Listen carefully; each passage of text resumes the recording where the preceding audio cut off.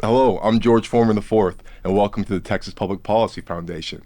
I'm here with our guest, Mr. J.P. Bryan, historian, Texas legend, and part of a great legacy. Thank you so much for joining me today. Pleasure to be here, George. And I got to tell you, you're the fourth, so I finally got to meet a foreman.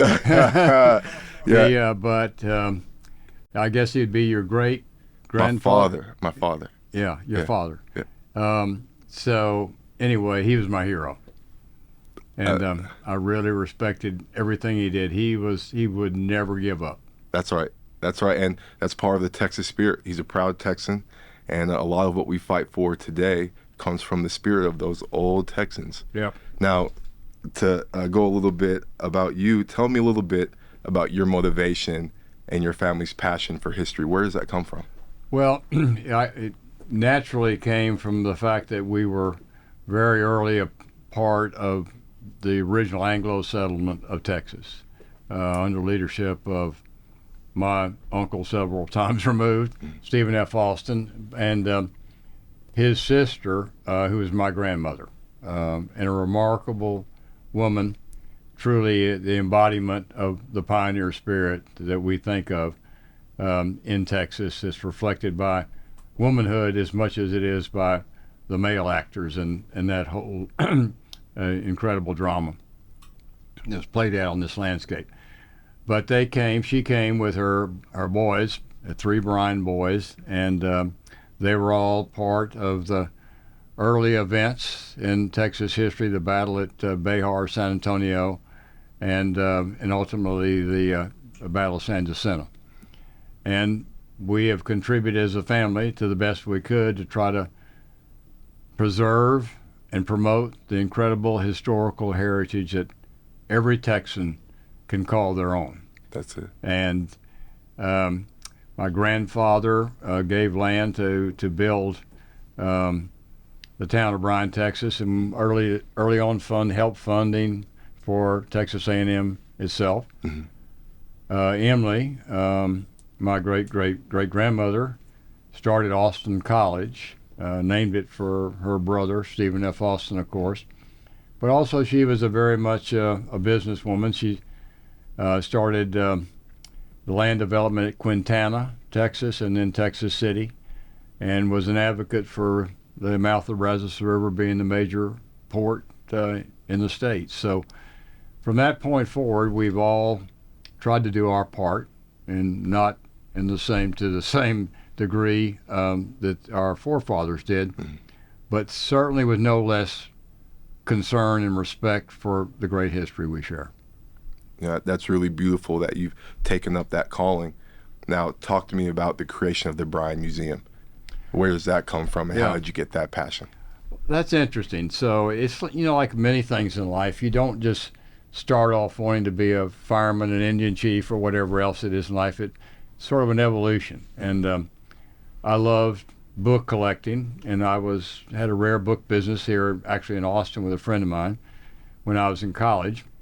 And my dad had assembled a lot of, matter of fact, an enormous collection of maps relating to the settlement of the West in Texas. Mm-hmm. Probably the best. It ended up selling to the University of Texas. But through him, I got an interest in collecting myself. And so, unfortunately, he sold the collection. So in 1965, and I thought, well, if I'm going to have one, I better go get it. So I started on that journey and assembled a significant collection of documents and maps and stuff related to the history of Texas. And we used it first sort of as adornments for our office. We had nothing at the time. We had been successful in expanding our business, but we had no art or anything on the wall. So my wife said, you've got to get this collection out of the house. Either it goes or I'm going. So I said, okay, pretty hard choice, but I'm going to get the collection, find something to do with it. Yeah. So I took it to the office, and we began to notice that people were interested in it. So we started putting labels on it, and finally we expanded our business, and also we continued to expand the items on the wall, and we started bringing school kids. and we were downtown, so we were right in the middle of the most disadvantaged neighborhoods in Houston. So we made a purpose of trying to bring those school kids to our offices and let them see all this history. And we saw pretty quickly that they weren't engaging enough. They were awed by it, but they didn't know how to relate to it. So we got a chuck wagon and a cook and brought it inside the building, and we'd bring all the kids in. Yeah. And they'd cook, and then they would really begin to understand the history and being a part of what it was like to go up the trail. Mm-hmm. And from that experience, I understood that how little so many of our children knew about our history, and how important it would be to have a museum that totally identified with not only Texas, but with the entire settlement of the western half of America. Yeah.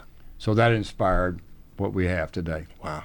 And all from your wife throwing the maps out of the house. All of it telling to get that collection out of the house. Isn't that something? Yeah, that's how it happened. And then, but more importantly, seeing the impact that the history, finding when we could make it a hands-on event. Yeah.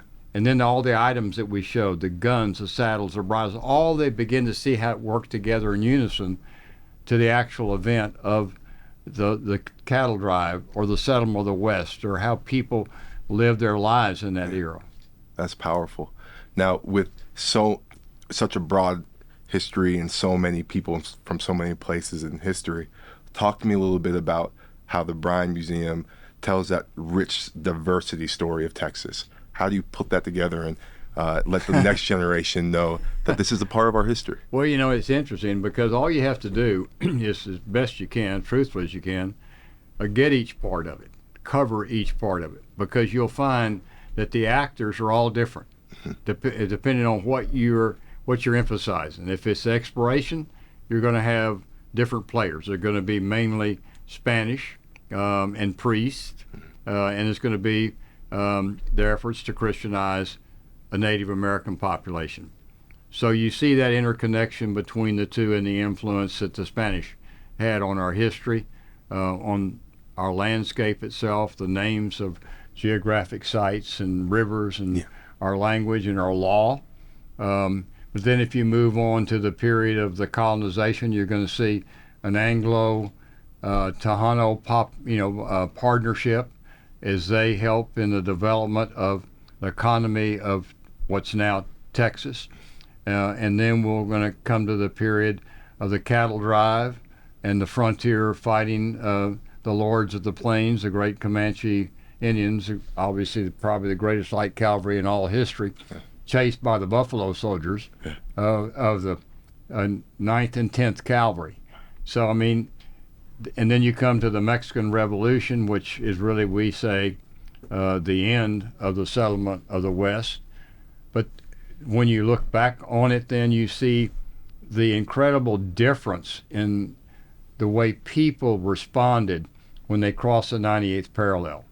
Because for the first time in 700 years of Western migration, they came face to face with an immense prairie, an unlimited view. And there are those historians who say that inspired them not just about the land that they were looking at, but about their own opportunity. They saw it as unlimited. And you can also see a entirely different partnership between men and women when they cross that 98th parallel, which, by the way, if you wonder where that is, if you ever played in the Cotton Bowl or just been there as an observer, the 98th parallel runs right through the middle of the Cotton Bowl. Mm-hmm. But women and men begin to have a far different role together. Yeah. They became partners. Frequently, the wife was left to do everything that the husband had part of his responsibilities while he was gone. So when she said she wanted the right to vote, he knew what she was talking about. Uh-huh. So, it's an interesting difference from what was occurring in the eastern part of America. And that's what makes the storytelling of the West so interesting and intriguing. Yeah. Because over 400 years, you had a whole different history occurring with a separate nation, the Republic of Texas, the last of the Indian Wars, the cattle drive, Spanish exploration. I mean, it's an incredible adventure. As Walter Prescott Webb said, history should be high adventure. Mm-hmm. And by gosh, on the western part of America, it was. That's high adventure. Well, now, what initiatives has the Bryan Museum undertaken to engage with different communities across Texas? Talk to me a little bit about that. Yes, well, what we've really decided to do, which I couldn't be happier about, we turned ourselves into an educational institution. So our outreach is to children. We're really focusing on underprivileged, as they say. I don't like that word. I almost don't even like using it. They haven't yet had the advantages that others have. And so we're trying to address that body of individuals or children in an educational outreach. So we continue to have regular traveling exhibits that first come for staging at the museum. They're there on display for 3 to 6 months, and then they travel. Just recently we had Thursday Night Lights, which is a story of segregated football in Texas, and how these young black players, in spite of the limitations or the inhibitions that they had to face, the success they enjoyed. And how they didn't realize that they were really at that moment being deprived. Their concern was about doing their best on the football field. I understand that. And they did it, and they got recognition for it, and did it under very difficult circumstances. And it just brings tears to your eyes when you see what they were able to accomplish under difficult circumstances. But so, and then we have a Tejano exhibit that's going around discussing the Tejanos and the Texas Revolution, their importance in that entire event. So we continue to do that, and also we're developing curriculum for children or for teachers so that they can have. There's the real shortage of that and available today to many of our school teachers who, a lot of them are immigrating to Texas, know nothing about our history. So that's one of our primary objectives. What I really love, and as you elaborate on it, there's a sense of not just telling Texas history, but giving access to that history to everyone. Yes, absolutely. Is that accurate? Absolutely. I mean, you have to engage. You have to have something that can gauge all elements of your population. You're trying to also reinforce in children today the importance of history, because it's being diminished with all this effort on STEM. But if you don't know your history, then obviously you are doomed to repeat it, and unfortunately too much of the bad of history. And history, you can go through life and you can live and learn, or you can learn and live. And that's what history does for you. You can learn from history and you can live your life. Or you can go the other way and have to deal with all of the failings that you otherwise would be prevented from having to endure. So we're trying to teach the importance of history, the research that one needs to do, the reading skills that we hope will encourage these students. We have camps at each summer, two-week camps, and we bring about 150 children to each of those 2-week sessions and educate them on things related to the history of this that they see in the museum. We get them to get objects out and write about them. And we just published the largest book in world history, broke the Guinness Book of Records. Wow. And the contributors, it's called I Am Texas, and the contributors were 1,000 kids.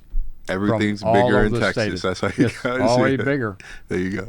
And 1,000 kids, and they were brilliant. The things that they contributed, and there was poetry, and then we also had a art contribution from the kids, and judged it, and it's wonderful. So it's that type of outreach that we're engaged in. Beautiful. Now, can you, and you've named a few, but when I ask it, I want to hear the first that comes to mind, a specific exhibit that exemplifies your commitment to showcasing a diverse Texas history. Okay, well, first of all, I mean, I hate to be sort of, this is almost like pandering to people that want to criticize. You've been doing it for a while, But so your perspective well, is... first of all, we understood, you don't hear much about it, but we very early on realized that trail drives, which are 20 years, about 20 million steers were taken from deep South Texas to markets north and east. And it revived the entire economy of Texas. Yeah. Well, what a lot of people don't know is many of those trail drivers were black. Black cowboys. I grew up knowing about them, yeah. Yeah. And so and they were not only were they great cowboys, they were great Indian scouts also.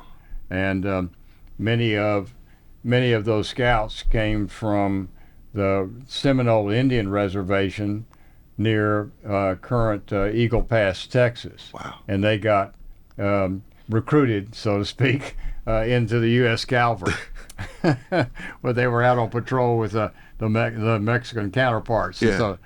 So, but the stories of them as cowboys and the service that they provided in the Indian Wars is phenomenal.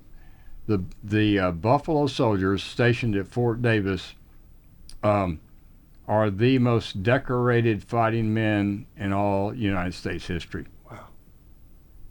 They got more Medal of Honors than any one group, 7. Man. So we tell that story. But we also tell some inspiring stories of women like my grandmother, and what she did, and Jack Johnson, who you would know is a heavyweight fighter, the Galveston Giant. Yeah. We have a great video about him and what he had to say, and he said, nobody ever told me white men were better than I am. Man, powerful man. That's a powerful individual. Now, how do you see the role of museums like the Bryan Museum in fostering a more inclusive understanding of Texas history? Well, first of all, you got to be truthful. I mean, you can't make up something about a person that really didn't contribute anything. So our issue is, and what we have engaging in more now than ever, is trying to find out those people who are still being ignored. That are in many cases, they're from minority groups. I mean, there's very little done around Jewish contribution, just priests and people who were helping get immigrants from Europe into Texas, because over 400,000 people immigrated through Galveston, and a large measure of those were Jewish. And that's a story that hadn't really been, wonderfully told. But what I want to do is identify many of these Tejanos that have contributed so much to our early history, that frankly were disenfranchised after the Texas Revolution in large measure, truly heroes. Yeah. There needs to be a lot more said about them. And there's some great stories about blacks who came from Galveston that had incredible influence after the Emancipation Proclamation, and went on they were some of the most influential politicians in the state of in the United States. Yeah. And so we've got a lot of stories like that to tell, but we're committed to telling them. Now, what challenges have you come across while trying to portray this diverse history of Texas, and how have you overcome those challenges? Well, frankly, the only real challenge is resources to do it all. I mean, and unfortunately, and this is the alarming thing to me, and this is why I would plead with all of you that are listening to me today, support us in what we're trying to do here, because there are too few of us engaged in this effort. We're much more than a museum. It's not about just entertaining somebody for the moment. It's about sending these people away with a source of genuine inspiration for what they have witnessed here about human conduct and human exceptionalism. Yeah. It's not about just seeing a beautiful painting. It's what was the person in that painted that piece trying to tell you. What's his message? So what's the message from all these people, all these objects in this museum? What do they imply to the people that used them, about them? And so I've just got to tell you that we all need to unite. And like I said, have said before, this is not a fight in the sense of that we want to brutalize somebody on the other side. It's really about truly elevating people's opinion of where they live and place and their own identity in that place.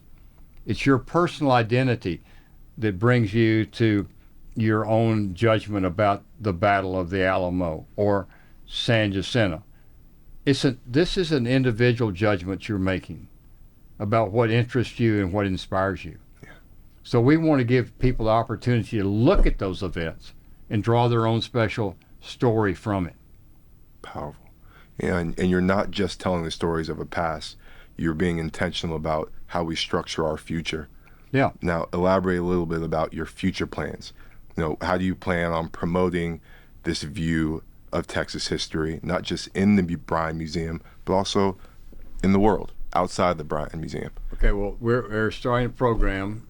Now I'm sort of advertising for the No, museum. that's what it's for. I want to know, yeah. Well, I hate to say myself, but I'm going to go through on a tour of the entire museum and explain all the items, and they all have a history. And most people that come to the museum, they just see, a gun, or they see a silver cup or a document. But I know the history of that. I know the personality of that piece, where it came from, why it's important, why it's there. So we're going to go through that, identify it, and then take that information and then do segments that people can see and embellish it with other people's narratives too, that we can then use those artifacts as teaching aids. Yeah. And bring a real personal event to it. Put a personality on it, give it character. So we're going to be fully engaged in that and try to find another way to reach a wider audience so we can take the museum from Galveston to the world. That's it. Powerful. Now, my last question, and I want you to think big picture in a perfect world. How can the public get involved in supporting your mission, your Bryan Museum, and you personally, your mission of preserving and celebrating our rich, diverse Texas history?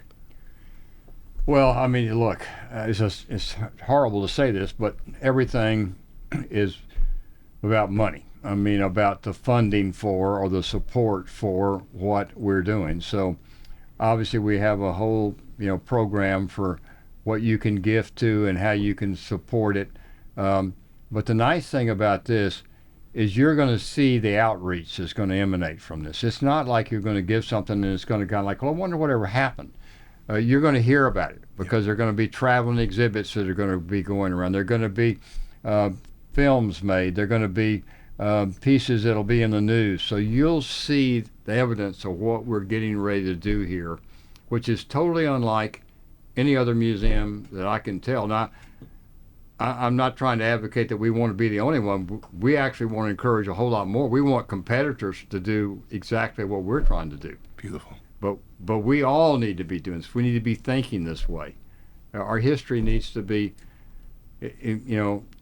we have a sacred charge to keep, to preserve and promote our history. Why? Because it can change people's lives positively. Well, I could keep you all day talking about these history stories, but more than anything, I want to thank you for your devotion to storytelling. You've been an inspiration to me and many others. So thank you again for being here at Appreciate TPPF it, with us. George. Your family is too. All right, thank you.